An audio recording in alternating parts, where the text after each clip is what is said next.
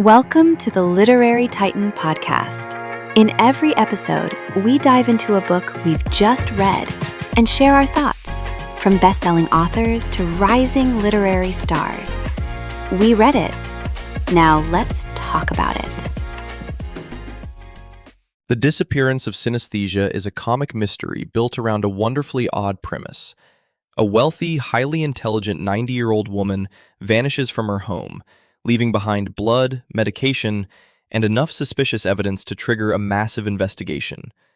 Sheriff Buck Cormorant initially assumes Synesthesia Kankur has simply wandered off, but the case quickly attracts the FBI, the president, international detectives, the media, and her billionaire son, Artemis.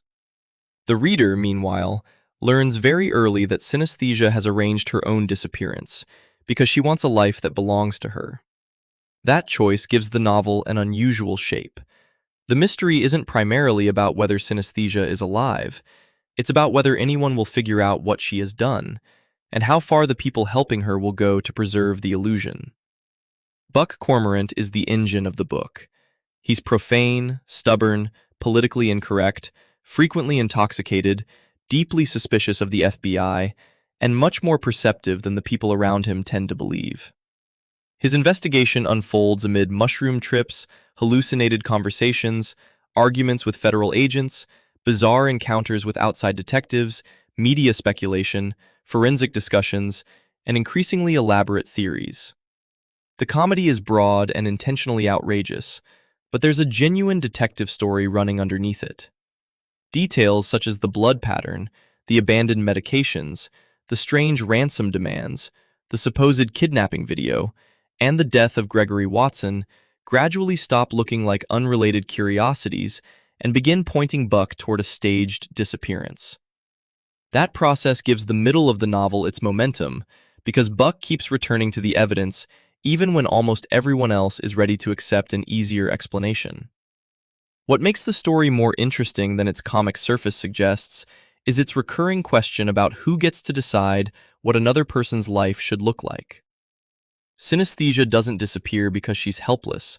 She disappears because she's fiercely independent and wants to spend what remains of her life as herself. That idea becomes increasingly important as the investigation grows into an enormous institutional spectacle involving money, politics, celebrity, law enforcement, and public opinion. The novel also enjoys poking at professional certainty. Experts repeatedly settle on explanations while Buck keeps worrying at the facts that don't fit.